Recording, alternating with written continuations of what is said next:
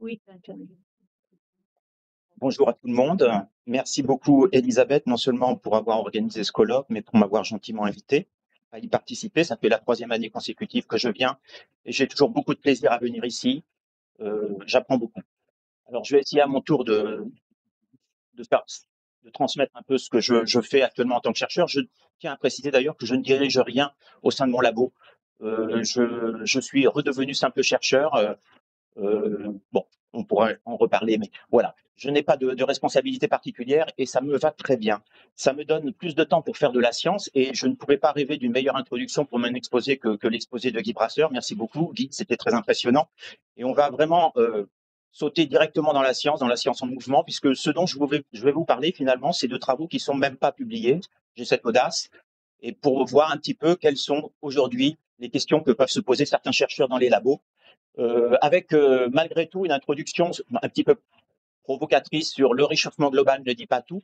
Aujourd'hui, dans notre imaginaire et en lien avec les accords de Paris, il y a vraiment identité entre changement climatique et réchauffement global, même si l'expression dérèglement climatique prend de plus en plus d'importance et montre la diversité de l'expression finalement des forçages anthropiques sur le système Terre. Ce n'est pas qu'une histoire de réchauffement. Cet imaginaire, il est y compris aujourd'hui dans la BD.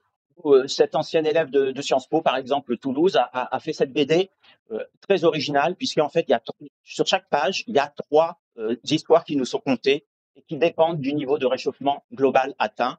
Donc, il a publié ça, je pense, avant l'accord de Paris. En tout cas, il a fixé à plus 2, plus 3 et plus 4.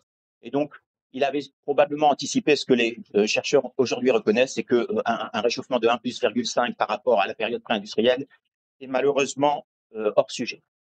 Euh, Comme dit, je vais m'inspirer un petit peu de l'art pour ma présentation. Et j'ai redécouvert récemment, à l'occasion d'une exposition à Toulouse, un artiste néerlandais que certains peut-être reconnaissent ici. Une idée? C'est Monsieur Escher. C'est sans doute le plus matheux de tous les artistes. Euh, pour l'anecdote, certaines de ses œuvres n'ayant pas été terminées à sa mort, il a fallu que des mathématiciens se réunissent pour essayer de terminer l'œuvre. Donc cette œuvre-là n'est pas forcément représentative de la plupart de sa production, où il est beaucoup question de fractales, de choses très géométriques et très compliquées. Et j'ai redécouvert aussi son œuvre plus précoce, où il y a des paysages, par exemple, du sud de l'Europe qui sont magnifiques, des lithographies de Corse, de Sicile, d'Italie, qui sont magnifiques. Et cette œuvre-là, pour moi, elle incarne la question de la réflexivité. On a l'artiste qui se voit dans cette boule et qui réfléchit à sa condition d'artiste, comme l'homme est probablement l'un des seuls êtres vivants à réfléchir à la condition humaine, et comme le scientifique devrait peut-être plus le faire concernant sa fonction dans le cadre de la société. Ce qu'a montré aussi l'exposé de Guy, c'est, pour revenir à cette question du pire des scénarios, il y a eu une polémique à un moment entre donc l'hypothèse d'Arrhenius, montrant que probablement il y aurait une réponse assez forte de la température à un accroissement du CO2, et une hypothèse contraire disant qu'il y aurait une saturation de l'effet concentration CO2 et un effet très marginal. Aujourd'hui, les scientifiques savent que l'effet radiatif du CO2 il est logarithmique en effet. Et donc, il n'est pas linéaire, mais il n'est pas non plus complètement saturé. Si à l'époque, on avait finalement fait attention à l'hypothèse la plus pessimiste, on aurait sûrement gagné plusieurs décennies hein, par rapport à la revisite finalement par calendar de cette idée. Et aujourd'hui, on nous dit qu'on n'a plus que 3 ans pour limiter le réchauffement à 1,5 degré. Donc vous voyez, c'est un peu vertigineux de voir le temps qu'on perd parfois lorsqu'on n'écoute pas des lanceurs d'alerte. Euh, En tant que lanceur d'alerte, je suis un peu bavard, mais cette image, c'est aussi un petit peu le contraste entre finalement euh, la science, la raison et l'obscurantisme, peut-être la transparence et l'opacité. Et de ce point de vue-là, le GIEC m'a un petit peu déçu lors de mon passage dans cet institut, dans le sens où pas mal de collègues, soumis aux injonctions des climato-sceptiques, euh, finalement, d'avoir un discours simple et clair, ont refusé un petit peu de communiquer sur les incertitudes. Et encore une fois, je reviens sur ma remarque précédente, les incertitudes, c'est quelque chose que je vais explorer dans mon exposé et qui peut montrer qu'à certains égards, on peut encore sous-estimer la menace. Alors, aussi en termes de plus national ici, évidemment, comme la plupart de mes collègues, je me suis réjoui que le gouvernement prenne très au sérieux finalement la question de l'adaptation et sorte d'un certain déni en termes d'évolution possible des températures. Par contre, encore une fois, j'ai été un petit peu contrarié même, de voir on est passé donc d'un raisonnement temporel à un raisonnement finalement en cible de réchauffement global, mais en fait un peu hybride, c'est-à-dire que ce niveau de réchauffement global est quand même ici associé à des horizons temporels, alors qu'on pourrait très bien par ailleurs raisonner purement au niveau de réchauffement global, mais ces horizons temporels sont évidemment importants dans les logiques d'adaptation. Et puis, a été décliné au niveau de réchauffement régional sur la France métropolitaine, avec une correspondance, un facteur qui est tel que 3 degrés de réchauffement global correspondent à 4 degrés de réchauffement sur la France. Et en fait, cette bijection, déjà, est pour moi une simplification outrancière, parce qu'il y a pas mal de modèles pour qui 3 degrés en global, c'est un réchauffement plus fort que ça sur la France. Et il y a je pense que c'était l'année dernière, j'ai présenté les résultats de mon collègue Aurélien Rive, avec qui j'avais co-signé cette publication, où on disait que les modèles globaux de climat ont tendance à surestimer le réchauffement associé à un accroissement du CO2, mais que sur la France, ils le sous-estiment. Et donc on voit bien que cette bijection est loin d'être si flagrante. On peut, dans certains modèles, à la fois avoir un réchauffement global trop important, mais un réchauffement sur la France sous-estimé. Et donc, le point d'interrogation là, déjà on peut l'enlever. Sur la France, le réchauffement a été sous-estimé par les modèles globaux de climat. Et aujourd'hui, dans le cadre des services climatiques sur lesquels travaille Météo France, il y a toute une initiative pour essayer de revoir à la hausse ces niveaux de réchauffement régional sur la France. Alors, si je reviens au GIEC, en fait, l'intérêt aussi quand même de raisonner par niveau de réchauffement, c'est un petit peu d'uniformiser le discours sur la question d'atténuation d'une part, en lien avec les accords de Paris, et de l'adaptation d'autre part. Il y a Wolfgang dans la salle, il est très bien placé pour dire que les premiers à avoir utilisé ces niveaux de réchauffement, c'était le groupe 2 du GIEC, où pour chaque niveau, on associait des impacts plus ou moins sévères.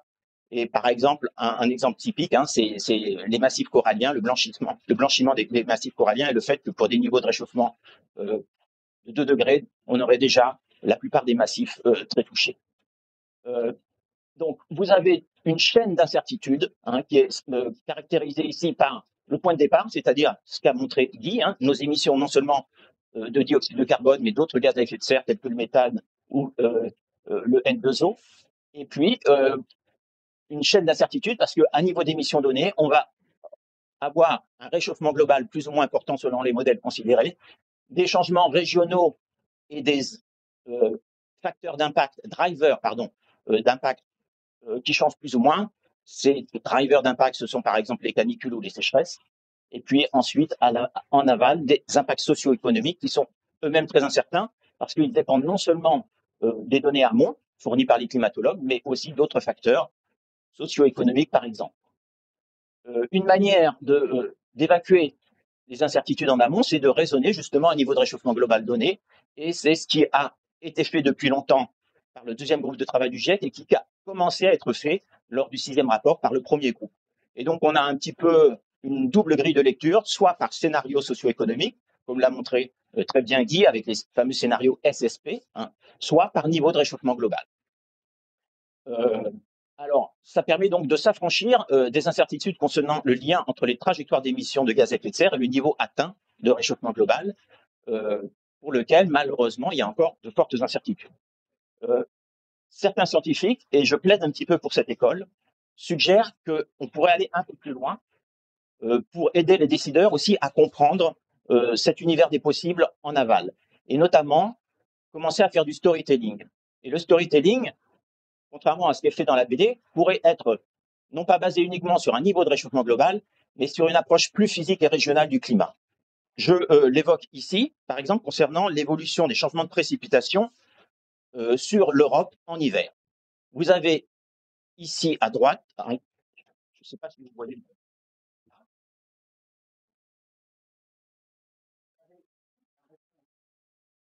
d'un grand nombre de modèles. À l'époque, c'était les modèles de la génération C1005, donc la génération précédente, avec un dipôle nord-sud, plus de pluie en moyenne en hiver sur le nord de l'Europe et un peu moins de pluie sur le sud.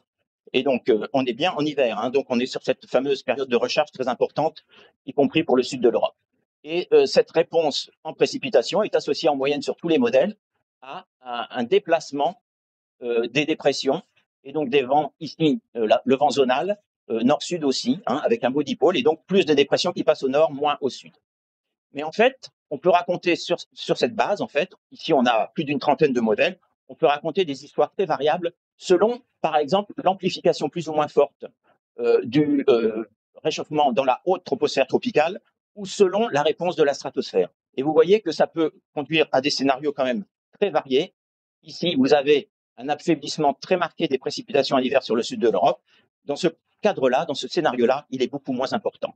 Et donc, ça permet d'avoir une vision plus compréhensible des sources d'incertitude, des facteurs associés, et ensuite, peut-être, plutôt que d'élaborer un scénario moyen, se dire, bon, si on ne peut pas exclure ce scénario, commençons à nous y préparer. Alors, sur la France, Météo France, avec de nombreux autres organismes, l'INRA et bien d'autres, l'INRAE, pardon, maintenant, travaille dans le cadre de DRIAS et aussi d'un projet commun qui s'appelle Explore 2, qui revisite un petit peu les scénarios hydrologiques sur le territoire métropolitain, sur la base donc de 3 scénarios qui étaient encore des scénarios RCP, donc précédente génération, encore une fois, par rapport à ce qu'a présenté Guy, mais seulement 6 modèles globaux, 9 modèles régionaux, 2 méthodes de correction de biais et 9 modèles hydrologiques distincts. Donc on a quand même, encore une fois, une cascade d'incertitudes, et on peut résumer, par exemple, la réponse ici des précipitations, donc c'est estival sur le territoire métropolitain, avec d'une part, donc sur l'horizontale, 3 scénarios, avec le fameux scénario le plus sévère, le RCP 8.5 en bas, le plus optimiste en haut, mais aussi en donnant la réponse médiane de tout cet ensemble de réalisations versus la réponse correspondant aux projections les plus basses et les plus élevées. Et donc vous voyez que si on s'intéresse uniquement à la médiane, voilà, on se dit, à partir d'un scénario RCP 8.5, que certains jugent comme peu plausible, et on est là à l'horizon 2085, ça commence à être sérieux, etc., etc. Mais on ne peut pas exclure que ce niveau de déficit en eau en été soit déjà atteint dans un scénario beaucoup plus favorable si, finalement, on s'intéresse à l'hypothèse la plus pessimiste, c'est-à-dire des modèles qui disent que ce niveau d'assèchement est déjà atteint pour un faible niveau d'émission. Alors, encore une fois, on peut changer de matrice de lecture et se placer à différents niveaux de réchauffement global. Ici, on est sur les précipitations annuelles et vous voyez que ça ne change pas vraiment la donne. Encore une fois, il y a une réponse médiane, mais il y a beaucoup plus de dispersion ici en fonction des modèles utilisés, imbriqués, qu'en fonction du scénario. Donc, les scénarios ne sont pas totalement discriminants dès lors qu'on s'intéresse au cycle de l'eau à l'échelle régionale. Parce que malheureusement, il y a beaucoup d'incertitudes dans cette chaîne de modélisation. Donc encore une fois, qu'est-ce qu'on fait? Est-ce qu'on s'intéresse essentiellement au comportement moyen, en considérant que c'est le plus vraisemblable, ou est-ce qu'on a une approche éthique un peu différente, en disant on ne peut pas écarter le pire du scénario, et donc on va se demander peut-être si ces scénarios plus pessimistes sont réalistes ou non. Et c'est ce que je vais faire dans mon exposé. Bon, je passe là-dessus. Pour mettre en contexte, on a quand même une évolution des sécheresses sur la France qui n'est pas simple à décrypter. Ici, donc, vous avez sur l'axe des Y la durée de ces sécheresses depuis 1950 jusqu'à 2030. Ici, ce sont des sécheresses vues sous l'angle de l'humidité des sols. Et vous avez finalement des événements historiques qui sont en jaune. Et vous voyez que la plupart des sécheresses historiques, là, ce sont des sécheresses qui ne sont pas forcément des sécheresses estivales. Vous avez pas mal de sécheresses, septembre, novembre. Le mois indiqué, c'est le mois de départ de ces sécheresses. Mais sur la période récente, on voit qu'il y a, et même dès 1990, ici ou un peu avant, on voit 1989 en l'occurrence, pardon, on voit qu'il y a des sécheresses quand même qui sont plus longues, de plus en plus longues, et qui sont des sécheresses printemps. Qui démarrent au printemps et qui se poursuivent en été, et vous êtes bien placé pour savoir qu'elles sont, pour la production agricole, un problème majeur. Si je vous demande d'expliquer l'évolution de l'humidité des sols, ici, on voit l'écart entre les normales 1981-2010 et 91-2020. Voilà la réponse en moyenne annuelle, et voilà les cartes saisonnières. Est-ce que quelqu'un dans cette salle a l'explication sur, finalement, la répartition spatiale sur le territoire métropolitain des changements d'humidité des sols? Pas simple, hein? Pas simple du tout. Assez surprenant même de voir que peut-être l'assèchement le plus important, il est au printemps. Et il est assez généralisé. En fait, ce que nous dit Météo France, c'est que cet assèchement s'explique d'abord par une augmentation de l'évaporation. Et ça, c'est pas surprenant, parce qu'on sait qu'une atmosphère plus chaude, c'est une atmosphère qui a une demande évaporative plus forte et qui donc favorise l'évapotranspiration tant qu'il y a de l'humidité dans les sols. Et donc, effectivement, on voit très bien apparaître une augmentation de l'évaporation qui a des conséquences sur ces cartes.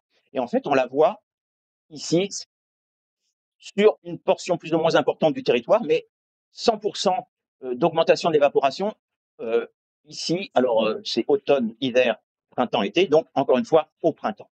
Donc ça, c'est un facteur très important pour expliquer la carte d'assèchement au printemps. Sur les pluies, et on nous dit que donc ça, c'est en lien avec l'augmentation des températures. Donc on peut penser que c'est quelque chose qui va se poursuivre et même s'aggraver avec l'augmentation ou la poursuite du réchauffement global. Par contre, on a moins de pluie, mais uniquement en automne. Et là, on n'a aucune explication claire dans les bilans de Météo France sur pourquoi les pluies diminuent en automne et pas à d'autres saisons. Une hypothèse que je lance comme ça, mais qui vaut ce qu'elle vaut, c'est peut-être que finalement, on voit que le pattern d'assèchement en automne réplique un petit peu celui d'été. Est-ce qu'il n'y a pas un effet en fin d'été de recyclage régional qui fait que des sols plus secs, finalement, inhibent la précipitation et font qu'on a moins de précipitations en automne? C'est pas du tout sûr, c'est quelque chose qui demanderait à être analysé. Ce qui est intéressant, qui peut vous consoler, c'est que ce rapport aussi du ministère dit que les territoires les plus fragiles vis-à-vis de l'accès à l'eau se situent majoritairement dans l'ouest de la France. Alors que si on regarde les ressources en eau renouvelable, c'est bien essentiellement dans les sous-bassins situés dans le sud de la France qu'on va avoir le plus de diminution. Ça montre aussi toute la question de l'adaptation et de la fragilité. Dans l'ouest, on n'était pas préparé. Je suis normand, je suis en train de suer sur cet extrême. On n'était pas préparé, on n'est toujours pas préparé et on ne réalise pas à quel point ça va être dur. Alors, retournons-nous vers le GIEC pour savoir un peu ce qui se passe. Malheureusement, alors ça, ce sont aussi des travaux de Escher que je trouve très jolis pour illustrer à la fois les fortes précipitations et les sécheresses. On a ici un résumé sous forme d'une table qui concerne différentes régions. J'ai extrait uniquement la région Méditerranée, qui m'a semblé vous concerner, mais aussi une région qui s'appelle désormais West Central Europe, après que lors du 6e rapport du GIEC, j'ai estimé qu'étant normand, je n'avais pas à faire partie de l'Europe centrale, comme c'était le cas pour le nom de cette région sur le 5e rapport du GIEC. C'est une région qui est un peu triangulaire, qui démarre de l'Europe centrale, mais va jusqu'en Normandie. Donc, j'ai obtenu qu'elle s'appelle maintenant West and Central Europe. Et vous verrez qu'avant, elle s'appelait CEU, et maintenant WCE. Bon. C'est une anecdote, mais si on regarde sur cette région qui va m'intéresser aujourd'hui, Europe de l'Ouest, l'évolution des sécheresses ici, agricoles ou hydrologiques, on voit que dans les projections, il faut attendre un niveau de réchauffement global de 2 voire 4 pour avoir une augmentation avec un niveau de confiance assez important concernant l'augmentation de ce risque, mais que malheureusement, notamment concernant les sécheresses hydrologiques, pour l'instant, il n'y a rien de clair dans les observations et il n'y a pas eu ce dont a évoqué rapidement Guy avec notamment les travaux d'Asselman, il n'y a pas eu d'attribution, c'est-à-dire on n'a pas montré par A plus B, d'une part qu'il y avait une diminution et d'autre part qu'elle était causée par le facteur humain. Donc c'est quelque chose qui reste incertain et on remarquera aussi que dans ce tableau ne figure pas ce qui me concerne aujourd'hui, c'est-à-dire les sécheresses météorologiques, c'est-à-dire le déficit pluviométrique qui est en partie le point de départ des événements de sécheresse hydrologique. Alors, on a fort heureusement des travaux qui ont permis d'unifier une base de données très importante de pluviomètres sur le nord de l'Afrique et le sud de l'Europe, des travaux publiés par mon collègue espagnol Vicente Serrano dans Nature et qui montrent par exemple les tendances sur la période 1951-2020 et 81-2020. Ce sont des tendances annuelles en pourcent ici. Il a fait le même travail en saisonnier avec les mêmes conclusions, à savoir que les tendances vont vraiment dépendre de la période considérée. Et donc, la grosse conclusion, c'est que pour l'instant, il n'y a pas d'effet clair du changement climatique, ce qui est, j'imagine, assez paradoxal pour vous, et qu'il y a surtout de la variabilité multidécennale. Et j'ai été quand même très frappé que ce papier publié dans Nature n'avance pas un petit peu plus dans des explications sur les facteurs potentiels expliquant ce contraste quand même de tendance selon la période considérée. Comme l'a évoqué Guy, le climat, il répond au forçage anthropique, mais si on a envie de voir autre chose, ce que l'on voit, c'est l'effet de la variabilité interne, et c'est encore une œuvre d'Escher qui nous montre à quel point on peut être parfois trompé. Et donc, ce papier pointe plutôt sur la variabilité interne. Je vais vous montrer que les tendances de précipitation, elles s'expliquent essentiellement par les forçages anthropiques.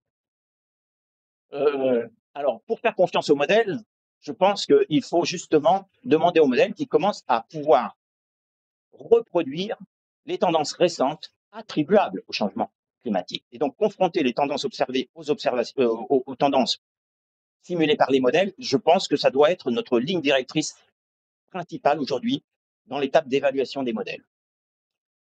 Donc, il y a ce papier assez provocateur qui dit que, par exemple, un des facteurs qui pourrait expliquer la variabilité des précipitations sur l'Atlantique Nord et sur l'Europe, c'est bien évidemment la circulation thermohaline qu'a évoqué très brièvement Guy, et selon la phase de laquelle, finalement, on a des précipitations plus importantes. On le sait depuis très longtemps. Par exemple, je cite ici un papier de Science, publié par Sutton et Hodgson, montrant en termes de précipitation que si on fait la différence entre une phase positive et négative des températures de surface sur l'Atlantique Nord, on voit que quand on a des températures plus chaudes, on a normalement une augmentation des précipitations.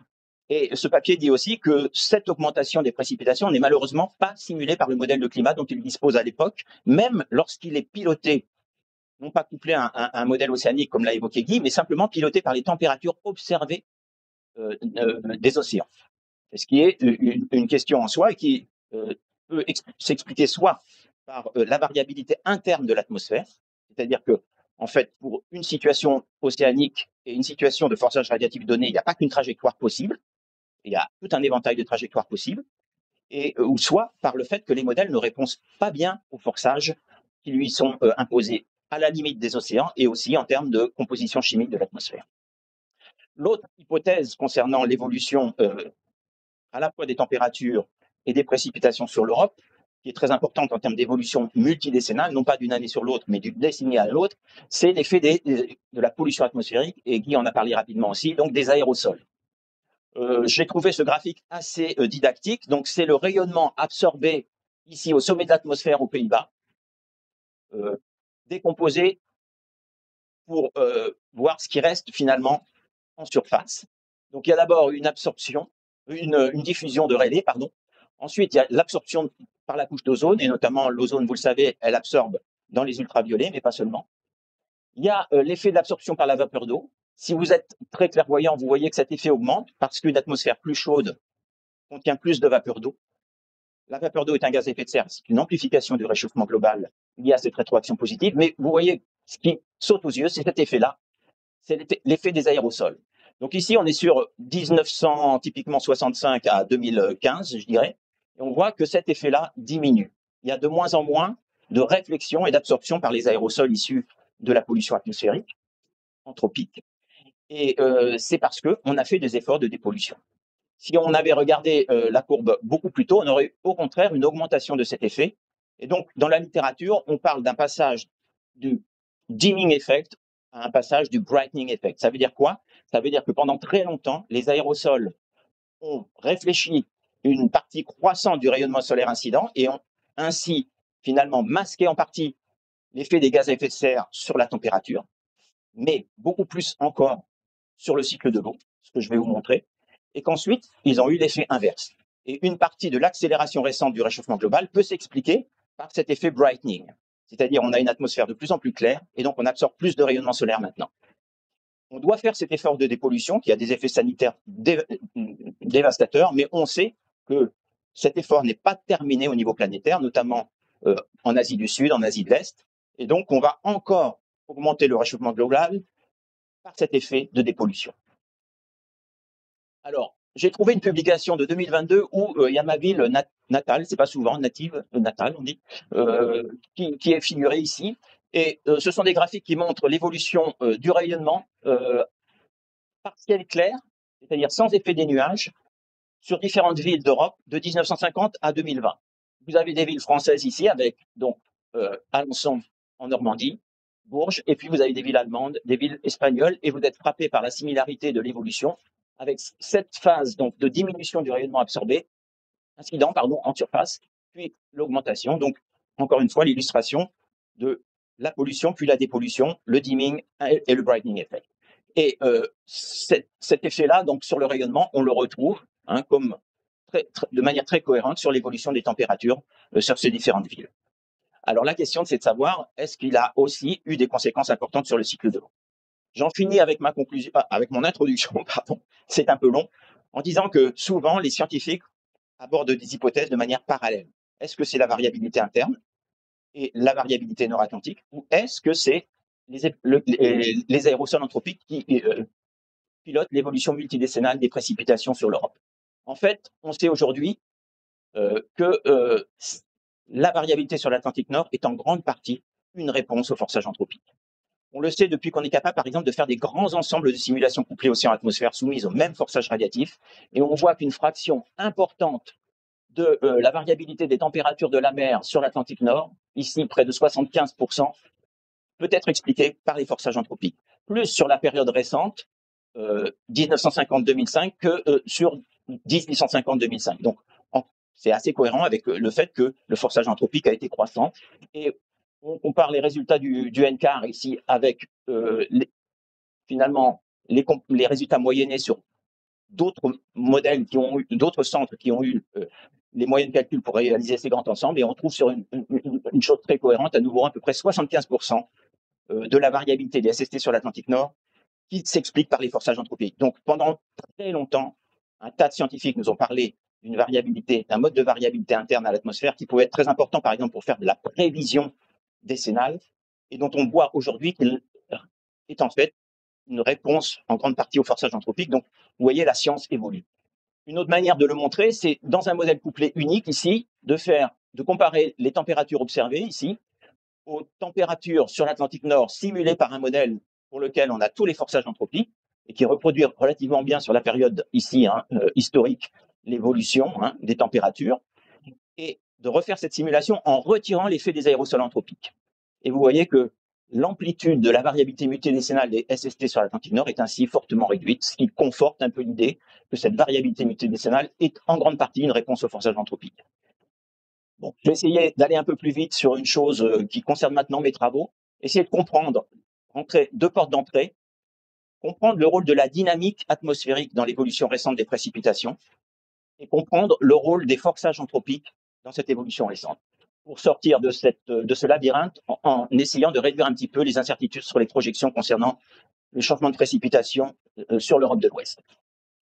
Je vais utiliser un indice de sécheresse météorologique que vous connaissez peut-être, qui est le Standardized Precipitation Index. Bon, c'est une façon de normaliser un petit peu l'évolution des précipitations. En gros, quand cet indice est inférieur à 0, quand il est négatif, on a un déficit de précipitation. Quand il est positif, on a un excès de précipitation.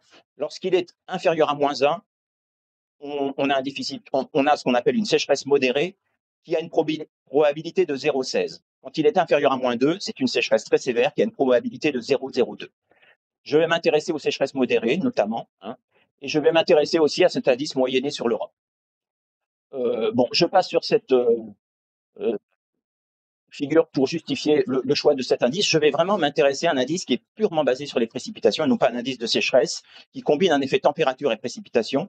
L'effet température étant souvent pris en compte pour avoir une représentation de l'effet sur l'évapotranspiration, mais qui est une représentation souvent trop empirique et qui peut conduire à une trop forte sensibilité de l'indice au réchauffement. Donc je suis sur quelque chose de beaucoup plus basique, un effet précipitation. Il faut savoir que je vais m'appuyer aussi sur quelque chose que n'a pas évoqué Guy, mais qui est très important pour les travaux de reconstruction et de compréhension de la variabilité climatique sur le XXe siècle. Ce sont les fameuses réanalyses, c'est-à-dire une combinaison de prévisions météorologiques avec des observations pour un instant T reconstituer de manière la plus fidèle possible l'état global de l'atmosphère. Et donc, ça nous donne accès à plein de variables, des précipitations contraintes par toutes ces observations, pas forcément directement contraintes par des observations de précipitations, mais aussi d'autres variables que je vais utiliser au cours de mon exposé, par exemple la pression au niveau de la mer ou le rayonnement solaire en surface. Donc, si je compare l'évolution de cet indice de sécheresse en valeur annuelle en haut Et sur la période qui va m'intéresser en bas, c'est-à-dire une période printemps-été allant d'avril à septembre, donc ici, on cumule en fait des précipitations sur 6 mois et on regarde comment ça évolue d'une année sur l'autre. Donc encore une fois, hein, là, quand on est en négatif, on a des sécheresses hein, par rapport à une période de référence ici qui est la période 79-2022. Ben, vous voyez qu'on a un produit d'observation in situ là qui est en vert et les réanalyses ERA5 en noir. Et vous voyez que ça correspond relativement bien après 1979, ça décroche quand même avant. Il faut savoir que bien que ces réanalyses soient faites pour reconstruire l'évolution des climats récents, en fait, on a un système de prévision qui est unique, qui garantit une homogénéité sur les lois physiques qui gouvernent l'évolution, mais on a un système d'observation lui-même qui évolue et qui peut donc conduire à des hétérogénéités dans l'évolution du climat issu de ces réanalyses. Et donc, je vais finalement m'attacher à regarder un petit peu les tendances sur la période 79-22 où finalement les deux produits sont en accord et où, si on regarde du point de vue statistique la p-value, on voit que donc cet indice moyen sur l'Europe est quasiment donc on est quasiment significatif à 5%, est à la baisse, et que de la même manière, si on regarde la fraction du domaine d'Europe de l'Ouest où on est en sécheresse modérée, c'est-à-dire un indice inférieur à -1, eh bien, on est à la hausse. Alors, pour faire ça, je vais montrer ici des cartes stéréopolaires et je vais comparer des réanalyses ERA5 en termes de tendance avec des expériences purement atmosphériques pilotées par des températures de surface de la mer observées, des forçages radiatifs, notamment CO2 et tout gaz à effet de serre observés, et des aérosols reconstruits de manière aussi réaliste que possible en interne à Météo France. Quand mes cartes sont assurées, ça veut dire que la tendance n'est pas significative au sens statistique du terme. Et donc on voit effectivement qu'ici, il y a peu de régions sur la réanalyse où en point de grille, on a une tendance à l'assèchement significatif, si ce n'est sur l'Europe centrale. On est en ocre aussi sur l'Europe de l'Ouest, et c'est cette boîte-là hein, que je vais utiliser pour tous mes indices Europe de l'Ouest, donc au centre de laquelle se situe la France métropolitaine. On voit qu'en point de grille, il n'y a pas forcément de tendance significative, et on voit que comme finalement le modèle anglais autrefois au début du XXe siècle, notre modèle de climat interne à Météo France, purement atmosphérique, on a ici la moyenne de 9 réalisations, eh bien, elle ne simule pas d'assèchement notable sur l'Europe de l'Ouest, et donc elle ne reproduit pas une tendance observée mais non significative. Alors quand on fait un exercice qui consiste à obliger le modèle à suivre la circulation atmosphérique, notamment les vents, uniquement d'ailleurs les vents méridiens et zonaux de la réanalyse ERA5, c'est ce qu'on fait ici, eh bien, on a quelque chose qui maintenant correspond beaucoup mieux aux observations. On utilise des aérosols évolutifs, c'est le cas ici sur le panel C, ou des aérosols climatologiques sur le panel B. Donc, vous verrez que maintenant, en bas, l'interprétation, c'est simplement la différence donc, entre C et B. Ici, c'est l'effet des vents et donc de la circulation atmosphérique sur le modèle. Et donc, on voit que l'effet de la circulation a contribué à l'assèchement qu'on voit sur la France, même si cet assèchement en point de grille n'est pas significatif, alors qu'il l'est agrégé hein, avec mon indice. Et on voit aussi très bien que lorsqu'on compare C et D, on isole très facilement l'effet des aérosols et avec beaucoup plus de significativité. Pourquoi? Parce qu'on le fait à circulation contrainte. Et donc, il y a beaucoup moins de variabilité interne dans mon système. Désolé, c'est un peu technique. Et donc, il suffit de quelques réalisations, ici 5 membres, pour montrer que les aérosols, sur cette période 79-2022, ont conduit à limiter, c'est-à-dire à humidifier finalement, à augmenter les précipitations, pour être clair, sur les zones en vert, donc sur une bonne partie des moyennes latitudes et y compris sur l'Europe de l'Ouest. On a la même chose sur les températures ici, toujours sur la saison avril-septembre, et on voit que donc la circulation a contribué de manière significative à augmenter le réchauffement, et que les aérosols aussi, hein, moins d'aérosols, plus d'absorption de rayonnement solaire, a contribué à augmenter le réchauffement. Donc les deux candidats là cohabitent, hein, effet de circulation, que certains ont tendance à trop rapidement qualifier d'effet de variabilité interne, et effet aérosol. Et si on regarde justement la circulation elle-même, ce qui est frappant, c'est qu'on a des tendances significatives dans les réanalyses ERA5, avec notamment ici un pôle de pression, de basse pression, hein, c'est des tendances donc, à l'affaiblissement des pressions ici, qu'on ne reproduit pas du tout dans notre modèle, bien qu'il soit forcé par les températures de la mer observées et les forçages radiatifs observés. Et on voit que c'est bien, par construction, l'effet nudging contribue à reproduire cet effet, et que ces changements de circulation donc dynamiques sont peu expliqués par l'effet direct des aérosols, il faut savoir que l'effet des aérosols, malgré tout, peut s'exprimer au travers des températures de surface de la mer. Et donc, l'effet des aérosols est en partie présent dans les cartes ici, effet nudging. Et donc, pour revenir en arrière, le problème d'un protocole expérimental, c'est que s'il est trop idéalisé, on oublie que les aérosols agissent non seulement directement sur l'atmosphère, mais qu'ils agissent sur les températures de surface de la mer, et donc que leur effet sur le réchauffement ici et l'assèchement est en partie pris en compte dans ce jeu d'expérience aussi.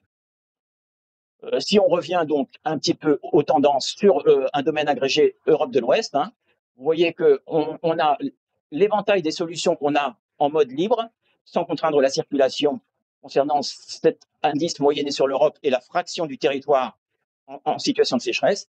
On retrouve donc les réanalyses en noir, avec ces tendances à la baisse ici et à l'augmentation ici qui traduisent la même chose, c'est-à-dire un assèchement, diminution des précipitations, et que quand on contraint la circulation, on reproduit cette tendance.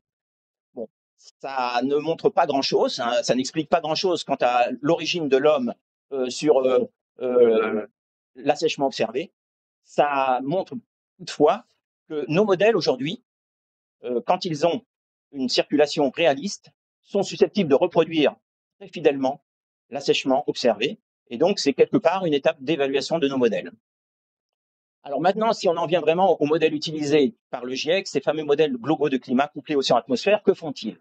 Alors, ils démarrent en 1850, hein, comme l'a rappelé Guy. On fait une simulation historique qui, typiquement, ici, s'arrête en 2014, forcée par des forçages radiatifs observés, à la fois les gaz à effet de serre, mais aussi, par exemple, des forçages naturels, comme les principales éruptions volcaniques. Et puis, on est en mode scénario jusqu'en 2100 ensuite, et j'ai choisi le scénario que les Américains n'aiment plus. Non pas que j'ai une affection particulière pour le pire des scénarios, mais parce que, en fait, ça permet d'avoir un très bon rapport signal sur bruit, une très forte influence des activités humaines sur le climat simulé, et ainsi éviter d'avoir recours à des grands ensembles pour détecter l'influence de l'homme sur le climat. Et donc, c'est simplement par commodité, par souci de sobriété aussi. Je suis triste de voir que pour le prochain rapport du GIEC, on va probablement plus exiger une telle simulation parce que c'est la simulation qui, à moindre coût, permet d'isoler en fait l'influence de l'homme sur le climat. Et donc, vous voyez que ici, on a à nouveau les réanalyses en noir, hein, de 79 à 2022.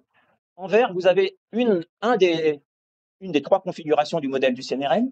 Donc, vous voyez en vert son évolution, donc avec un assèchement drastique à la fin, disons, au cours du XXIe siècle.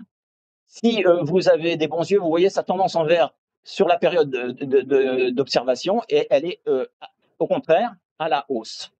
Et en fait, j'ai montré en rouge la moyenne de tous les modèles que j'ai utilisés. Je crois qu'il y a 38 ou 39 modèles. Et donc, il y a encore un petit peu de bruit parce qu'en fait, je filtre, en moyennant entre les modèles, je filtre non seulement l'incertitude de modélisation, mais la variabilité interne du climat. Et donc, j'ai une courbe beaucoup plus lisse, avec moins d'amplitude de variabilité d'une année à l'autre, mais il est très fidèle finalement au modèle du CNRM, ce multimodèle, et il montre aussi un assèchement important, mais plus tardif que dans les réanalyses. Et donc, le reste de mon exposé, si j'ai le temps, ça va vous montrer que c'est finalement les modèles qui ont tort. C'est-à-dire que ce qui va se passer, et ce qui se passe, hein, c'est que les réanalyses ne se trompent pas, et que ce sont les modèles qui sous-estiment finalement le rythme auquel va apparaître cet assèchement. Ce qui n'est pas une très bonne nouvelle. Si on regarde un petit peu la probabilité sur les tendances hein, dans les modèles CMIP6, alors j'ai mis en orange l'occurrence hein, des 9 réalisations en mode AMIP du modèle CNRM. Donc vous voyez que les tendances sont essentiellement positives. Hein. Les tendances ERA5 ici sont en noir. La tendance du run contraint par la dynamique observée est en rouge. Donc on a bien des tendances négatives, un assèchement assez marqué parce qu'il est quand même moyenné sur toute l'Europe, alors que par exemple il y a des régions comme les Alpes qui peuvent voir une augmentation des précipitations, donc ce n'est pas nécessairement homogène. Et vous voyez donc la distribution des modèles CMIP6, hein, qu'on peut fitter avec une gaussienne, et vous voyez que la probabilité finalement que les modèles soient en accord avec les observations est relativement faible. De la même manière, si on regarde le pourcentage du territoire européen concerné par des sécheresses modérées. En fait, très concrètement, il n'y a qu'un modèle hein, ici qui est relativement au-delà des tendances négatives positive ici observée. Et ce modèle, c'est un modèle qui a un forçage lié aux aérosols très très faible. Donc, première indication d'une source possible pour réconcilier modèle et observation. Alors, on a ici une nouvelle œuvre de Escher et on peut se demander finalement si on a fait beaucoup de progrès entre les modèles CMIP5 et CMIP6. Et je peux peut-être aussi lancer un pavé dans la mare. On se précipite à nouveau pour faire de nouvelles simulations avec CMIP7, avec des modèles encore plus coûteux. Mais je pense qu'on a encore sous-exploité ces archives et que le rythme effréné auquel on fait ces simulations ne laisse pas suffisamment de temps aux scientifiques pour en tirer le meilleur parti. Une génération de modèles chasse la précédente. Et en fait, il y a une espèce d'obsolescence programmée de ces simulations qui sont malheureusement sous-exploitées, me semble-t-il. Donc, je vais continuer à regarder des tendances sur 79-2022 de manière cohérente avec le reste de mon exposé. Et je montre ici les tendances récentes dans les modèles CMIP5 et les modèles CMIP6 concernant les températures, toujours printemps-été. Il faut savoir que dans les deux générations de modèles, ici, ça correspond à une augmentation de 25% du CO2 sur la période considérée. Donc, c'est assez comparable hein, en termes de forçage. Et on voit que les modèles CMIP6 chauffent un peu plus que les modèles CMIP5 et on a beaucoup attribué ça, y compris au sein du GIEC, à une plus forte sensibilité climatique des modèles CMIP6. C'est quoi la sensibilité climatique? C'est grosso modo de combien la planète se réchauffe en surface pour un doublement du CO2 atmosphérique. Donc c'est une propriété des modèles. Chaque modèle a sa propre sensibilité. Ce n'est pas une propriété qu'on peut régler comme le pensent certains climato-sceptiques. C'est quelque chose qui est le résultat d'une multiplicité de phénomènes très complexes, mais sur lequel quand même il y a la possibilité de faire de la calibration. Et donc, c'est pas non plus un exercice aujourd'hui, les exercices de simulation historique qu'on fait complètement à l'aveugle. On a de plus en plus d'observations qui nous permettent aussi quand même de calibrer nos modèles, non seulement sur leur état moyen, mais sur les tendances. Mais en tout cas, on a beaucoup parlé de sensibilité climatique et de sensibilité trop forte, ce qui était plutôt réconfortant, mais il y a quand même une autre cause possible au différentiel de réchauffement entre les modèles CMIP5 et CMIP6, c'est les forçages en aérosol. Cette étude, par exemple, regarde les tendances, la dispersion des tendances sur 1860-2000 dans les modèles CMIP5, et en fait, elle s'explique en bonne partie par l'effet radiatif des aérosols. Donc, sur le XXe siècle, mais aussi avec cet effet brightening sur les débuts du XXIe siècle, les forçages radiatifs des aérosols sont une source majeure d'incertitude sur l'évolution des températures. Quand on regarde un petit peu et je vais faire ça de manière plus systématique ensuite, hein, on peut regarder, alors souvent on regarde le futur en termes d'anomalie absolue par rapport à un climat pré-industriel ou un climat contemporain. Ici, j'ai une approche différente, je vais regarder aussi des tendances sur le milieu du 21e et tendances sur le milieu du 21e siècle avec toujours donc trois horizons pour le calcul des tendances et les modèles CMIP5, les modèles CMIP6. Donc, vous voyez que pour le futur, les scénarios ont un petit peu changé, donc les évolutions notamment de CO2 ne sont pas exactement les mêmes et on voit un réchauffement beaucoup plus marqué, encore une fois, dans la nouvelle génération de modèles, qui correspond aussi au fait que peut-être le forçage en CO2 notamment est plus fort, mais aussi, encore une fois, peut-être à une sensibilité plus marquée des modèles. Donc, je continue concernant la circulation. Et donc, je refais toujours en projection stéréopolaire ces tendances pression au niveau de la mer. Donc, je vous avais parlé du fait que les modèles, ici, faisaient du rouge en mode AMIP, contrairement à du bleu dans les réanalyses ERA5. Et bien, vous voyez que les modèles CMIP5 et CMIP6, ici, dans cette boîte rouge, font aussi du rouge. Les modèles sont têtus, ils ne veulent pas reproduire les tendances observées, reconstruites de manière très fiable dans ERA5, sur cette période-là et sur ces saisons-là. Par contre, ils reproduisent ici une tendance à la baisse des pressions sur le sud de l'Europe que l'on trouve dans les réanalyses. Et ce qui est très intéressant, c'est que les tendances ici sont très cohérentes, hein, toujours quand elles ne sont pas assurées, hein, elles sont significatives par ailleurs. Elles sont très cohérentes entre les deux générations de modèles. Donc ça montre quoi? Ça montre que c'est bien une réponse au forçage. Et ça le montre d'autant plus qu'en fait, on a les mêmes patterns ensuite pour le milieu et la fin du XXIe siècle.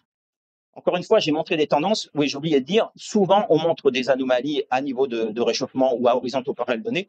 En termes d'adaptation, beaucoup d'adaptation aujourd'hui est fait de manière incrémentale. Et donc, je pense que pour les décideurs, il n'est pas uniquement important de savoir quelle température il fera, mais à quel rythme se fera le réchauffement dans le futur.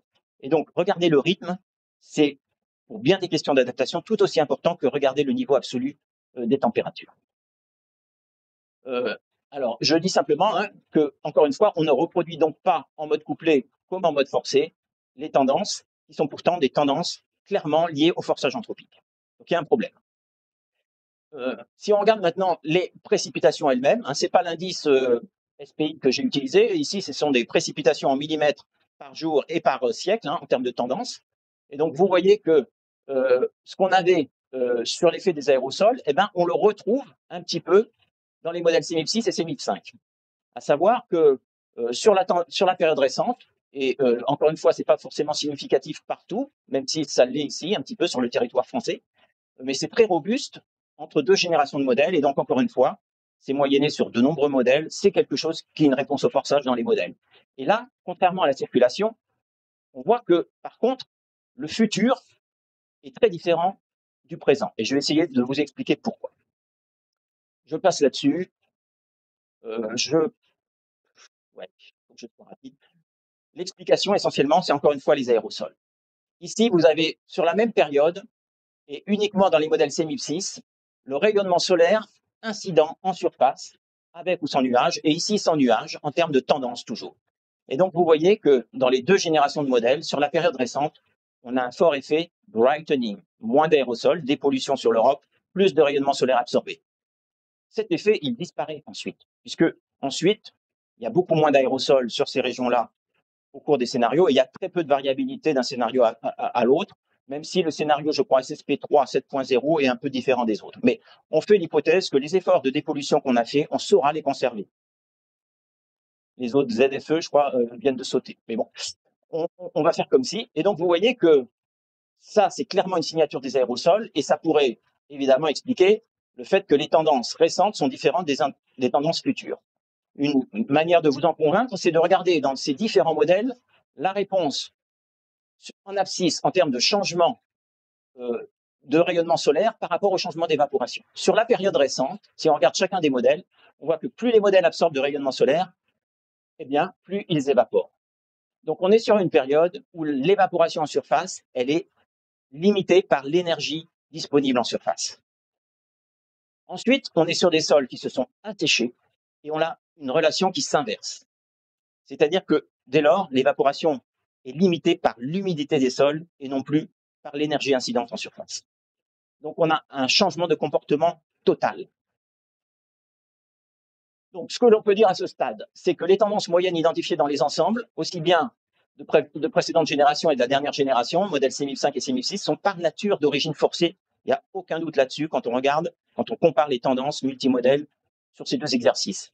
Les tendances futures de pression au niveau de la mer et donc de circulation, mais aussi de convergence d'humidité, je ne l'ai pas montré, sont déjà présentes sur 1979-2022, alors que les tendances d'évaporation et de précipitation s'inversent entre cette période-là et les périodes futures. Et donc, le candidat idéal pour expliquer le hiatus entre modèle et observation, ça pourrait être le fait que l'effet des aérosols est excessif, soit le forçage lui-même est excessif, soit réponse radiative à ce forçage est excessive dans les modèles, y compris de dernière génération. Pour être transparent avec vous, voilà le genre de graphique que vous ne verrez jamais dans une réunion du GIEC, mais qui est parlant. C'est ici, de 1850 à 2090, finalement, l'épaisseur optique des aérosols, ça traduit grossièrement, de manière un peu grossière, leur effet radiatif et leur présence plus ou moins importante dans l'atmosphère, de 1850 à 2090 en moyenne annuelle, dans tous les modèles ayant participé, ou presque tous les modèles ayant participé à ces MIP6. Et vous avez une reconstruction ici venant non pas des réanalyses RA5 qui sont assez faibles de ce point de vue, parce qu'elles n'assimilent pas du tout de produits aérosols, mais les réanalyses américaines MERA de deuxième génération, qui ont le gros avantage d'assimiler conjointement des données météorologiques et des données d'aérosols. Et elles se situent ici en noir. Elles sont malheureusement disponibles que depuis le début des années 80. Donc vous voyez qu'on a un éventail, une fourchette très large en valeur absolue d'effets d'aérosols. Le modèle qui produit un assèchement à peu près cohérent avec les observations, il se situe ici, il est l'un des deux modèles japonais qui est en vert clair ici. Donc vous voyez qu'il est très loin du panache qui se situe au-dessus de lui et que les réanalyses, donc tous les modèles sont cohérents sur le fait qu'il y a une diminution des aérosols. Ici, c'est toujours sur le domaine Europe de l'Ouest, sur la période post-1979. Mais vous voyez qu'en termes d'effet absolu, il y a des ordres de grandeur, quasiment un ordre de grandeur entre les modèles. Il y a un papier assez critique qui a quand même été publié de Mossad et al. En 2020, montrant que si on compare le rayonnement solaire observé en surface entre les modèles globaux sur continent et entre les données in situ GBA sur continent et 5 modèles du système Terre qui ont une modélisation assez sophistiquée des aérosols, on voit qu'il y a un hiatus, c'est-à-dire que l'effet ici observé sur le rayonnement solaire est quand même assez distinct des effets simulés.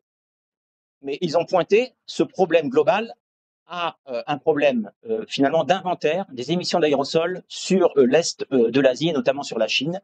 C'est-à-dire que les Chinois n'auraient pas été totalement transparents, sans vouloir faire de mauvais jeu de mots, concernant les aérosols, leurs émissions. Et donc, on a sous-estimé finalement l'importance des émissions passées et par conséquent aussi l'effet réel de brightening qui est récemment observé sur cette région.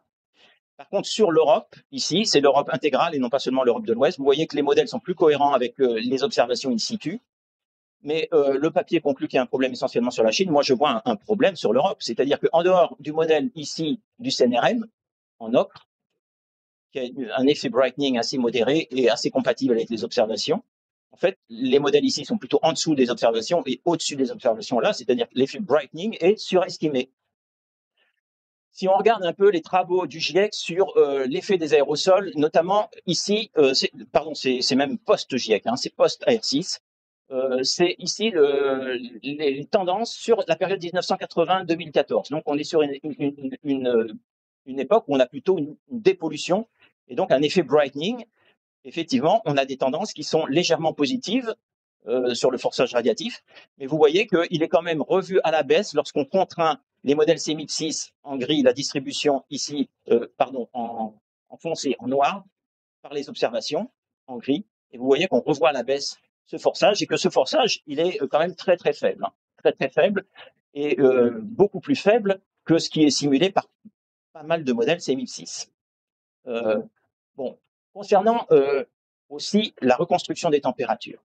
Là, on se disait, on est sur du béton, et souvent, on incrimine aux modèles leur incapacité à reproduire des tendances observées, y compris une forte modulation du réchauffement global, par exemple, au cours des années 40, où il y a un réchauffement moindre qui a donné aussi pas mal de grains à moudre aux climato-sceptiques. En fait, on s'aperçoit, si on se concentre ici sur l'Atlantique Nord, que une nouvelle reconstruction, faite avec un très grand sérieux, avec des collègues très expérimentés, montre en noir une variabilité décennale, y compris par rapport ici au SST souvent utilisé par le GIEC, c'est-à-dire le produit anglais ADSST, une variabilité décennale moindre. Si on regarde un petit peu le résidu par rapport finalement disons, entre le nouveau produit et les anciens, on voit que donc ici, par exemple, le produit est plus chaud et ici, il est plutôt plus froid. Et en fait, si j'ai superposé ici, c'est pas très lisible, à ce delta, la variabilité l'effet de la MOC, c'est-à-dire de la variabilité interne de la circulation soi-disant interne, hein, de la circulation thermohaline, et en fait, on voit que ça se reproduit relativement bien, c'est-à-dire que, encore une fois, ça confirme que cette variabilité soi-disant interne est en fait un artefact en partie des observations. C'est-à-dire qu'il y a moins de variabilité interne qu'on ne l'imaginait, et donc ça veut dire que le climat récent s'explique plus par les forçages humains, par l'influence humaine que l'on ne l'imaginait. C'est cohérent un petit peu avec ce qu'on avait publié avec Aurélien concernant le réchauffement sur la France. Hein. C'est une figure que je vous avais montrée lors d'une édition précédente. Si on contraint par le réchauffement observé, le réchauffement donc simulé sur la France, vous avez ici donc pour les modèles CMIP6 en rouge, pardon, l'effet anthropique contraint, non contraint en rouge foncé, pardon, non contraint en pointillé rouge et contraint en rouge foncé. Donc c'est ce qu'on vous avait dit. Hein. En fait, les modèles non contraints sous-estiment le réchauffement récent sur la France et par conséquent aussi malheureusement le réchauffement futur. Mais en fait, si on regarde bien, on avait ici la partition entre l'effet des gaz à effet de serre et l'effet des aérosols. En fait, ce qu'on a revu ici à la hausse en termes de réchauffement, mais à la baisse en termes d'effet radiatif des aérosols, c'est l'effet des aérosols. C'est-à-dire qu'après contrainte, on a globalement, depuis 1850, un effet refroidissant moindre, ce qui a des conséquences en termes d'interprétation de ça pour le futur. Donc j'en viens un petit peu à mes travaux. Si on cherche à contraindre le rayonnement solaire incident sur la France via des observations. Alors d'abord, on peut le contraindre par le réchauffement global. Et vous avez ici, donc, de 1850 à 2050, la plage en clair, c'est ce que j'appelle la prior, la plage de réponse forcée des modèles CMIP6 simulés. Toujours sur l'Europe de l'Ouest et toujours sur la saison printemps-été, en anomalie par rapport à une période ici qui se situe sur 1994-2015. Donc, on est d'abord au-dessus. On voit que tous les modèles, de manière systématique, diminuent le rayonnement incident. C'est ce que j'appelle l'effet dimming, l'effet d'une pollution croissante. Puis, il y a les efforts de dépollution. Il y a aussi des pics ici qui correspondent aux éruptions volcaniques, que l'on voit très bien sur ces simulations. Donc, on voit bien que les modèles ne ratent pas le fait qu'il y ait des éruptions volcaniques. Et on voit que cet effet brightening, ensuite, sature, puisqu'il n'y a plus d'aérosol. Et ensuite, on voit à nouveau une baisse qui est liée à plus de vapeur d'eau et plus d'absorption du rayonnement solaire incident. Donc, on peut contraindre ici par le réchauffement global observé, et il se passe, on déforme un tout petit peu finalement la distribution, c'est la postérieure en rouge foncé. Mais ce qu'on voit surtout, c'est quand on utilise ici les observations qui sont montrées en noir et non plus en gris, qui sont issues des réanalyses MERA2, eh bien, on revoit beaucoup à la baisse, à la fois l'effet brightening récent et l'effet dimming intégré sur le 19e et le 20e siècle. Et quand on a les deux combinaisons, eh bien, on voit qu'on garde cet effet atténuant et on voit que finalement, on est capable de contraindre l'intervalle de confiance des modèles et de diminuer à peu près par 2 l'incertitude qu'on a sur l'évolution du rayonnement solaire incident en surface sur l'Europe. De la même manière, on peut contraindre l'évolution d'un indice de sécheresse. Et donc, ici, c'est le fameux indice standardisé, donc ça s'exprime en écart-type. Et donc, vous retrouvez l'évolution à la baisse que je vous avais montré de cet indice de précipitation intégré. Et donc, qui dit plus négatif dit plus sec. Vous avez ici la réanalyse RA5 en gris qui n'est pas utilisée ici pour contraindre. On utilise encore une fois que le réchauffement historique observé. On voit que ça change peu finalement la distribution. Mais dès lors qu'on utilise la reconstruction RA5 en noir, oulala, pardon, j'ai presque terminé, je peux aller au bout, eh bien, on voit qu'on a un petit peu l'illustration du titre de mon exposé, c'est-à-dire que l'assèchement, après contrainte observationnelle, a lieu plus rapidement que prévu. Et quand on utilise les deux contraintes, réchauffement historique et finalement précipitation RA5, on garde à peu près la même chose. On a évidemment en miroir l'effet sur les surfaces de l'Europe de l'Ouest concernées par des sécheresses modérées, elles augmentent dès maintenant et plus rapidement que dans les simulations non contraintes par les observations. Donc je conclus en disant que d'une part, dans le discours des scientifiques, il y a parfois des effets thermodynamiques liés au réchauffement atmosphérique, des effets dynamiques qu'on a tendance à attribuer de manière imprudente à des effets de la variabilité interne du climat. En fait, le changement climatique se traduit aussi par des changements de circulation. Et malheureusement, une hypothèse de plus en plus évidente, c'est que les dépressions vont passer plus au nord de l'Europe et vont de moins en moins, y compris au printemps, nous apporter des précipitations. Il y a des papiers qui commencent à sortir là-dessus et qui sont cohérents avec les résultats que je vous ai montrés. Deuxièmement, les changements récents, et c'est bien pour ça qu'on fait de la modélisation, ne nous disent pas tout des changements futurs. Malheureusement pour nous, les changements du cycle de l'eau ont pendant été très longtemps masqués par la pollution atmosphérique. La pollution atmosphérique est très efficace pour changer l'évapotranspiration en surface. Les hydrologues ont cherché à fitter des tendances linéaires sur des chroniques de débit, ne voyaient rien. Pourquoi? Parce qu'il y avait un effet très important des gaz à effet de serre, mais qui était quasiment intégralement masqué par la pollution atmosphérique. Aujourd'hui, on a un double effet, moins de pollution et plus de gaz à effet de serre. Et les deux vont dans le même sens, assèchement des surfaces continentales dans les subtropiques, mais aussi aux moyennes latitudes, et y compris dans les régions qui étaient fortement émettrices d'aérosols. Donc, une chose que les scientifiques doivent retenir, peut-être pas le grand public, c'est le réalisme des forçages aérosols est crucial pour contraindre les projections via les observations. Aujourd'hui, on a toute une série de travaux qui utilisent, et je pense qu'il faut encourager ces travaux, les tendances récentes pour contraindre les projections, c'est ce que j'ai fait, mais la plupart des méthodes font l'hypothèse que les forçages sont parfaits, c'est-à-dire que dans nos incertitudes sur les projections, il y avait finalement incertitude sur les scénarios d'émissions futures, les modèles eux-mêmes, la variabilité interne, mais on avait oublié qu'il y a une incertitude sur les forçages historiques, et notamment sur les forçages aérosols. Deuxième partie de ma conclusion, en fait, bon, j'ai parlé d'obsolescence programmée, je suis un peu dur, hein, mais on peut se demander quel est le sens de refaire de manière accélérée des simulations quand on voit que le développement des modèles se fait sur un temps long. Alors, c'est justifié par l'urgence climatique, mais aujourd'hui, je pense que ça doit nous amener aussi à peut-être changer un petit peu de stratégie. Et d'ailleurs, c'est amorcé par le prochain cycle des simulations CEIP, où finalement, il va y avoir ce qu'on appelle le fast track, c'est-à-dire des expériences incontournables que l'on veut faire pour le prochain rapport du GIEC, la R7, et puis d'autres expériences pour lesquelles on va se donner plus de temps. Je pense qu'il n'est hors de question de se dire qu'il faut finalement mettre plus de temps entre différents rapports du GIEC. Il faut que ces rapports sortent fréquemment, ne serait-ce que parce que le changement climatique va très vite et que les observations nous disent de plus en plus de choses concernant ces changements. Mais je pense que ça n'a pas de sens pour les scientifiques de vouloir avoir une course effrénée et de réutiliser des modèles qui ont à peine changé pour refaire des exercices très similaires, ou en tout cas, il faut se poser les bonnes questions sur comment utiliser au mieux les modèles, sachant que par ailleurs, il y a un coût d'électricité associé à ces modèles qui est faramineux.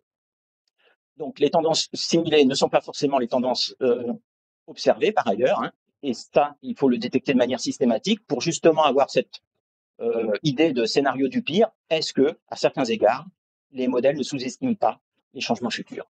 Et dernière conclusion, donc peut-être arrêter de miser uniquement, ou en tout cas essentiellement, sur des modèles de plus en plus sophistiqués, à plus haute résolution, plus coûteux. Si c'est les forçages aérosols qui sont le problème, vous aurez beau multiplier par 100 la résolution de modèle, vous aurez le même problème. Restaurer, développer et mieux exploiter les observations. Je ne sais pas, Guy, si j'allais poser la question par exemple sur l'observatoire du Mauna Loa, il y avait des rumeurs comme quoi cette série pourrait, du fait de l'administration Trump, se terminer. Ce serait évidemment dramatique. Non, ce n'est pas le cas, fort heureusement. Mais il y a bien des systèmes d'observation, y compris sur notre territoire, qui n'ont pas perduré, notamment sur les précipitations. On s'en remet à des satellites et on voit que les tendances dans les satellites sont soumises à bien des aléas parce que ce n'est pas évident entre différents instruments d'assurer une continuité. Et donc, le réseau pérenne est très important. Et donc, je pense qu'il y a un effort à porter, y compris à l'échelle des territoires, sur le suivi. Il n'est pas trop tard pour mettre en place des systèmes de suivi.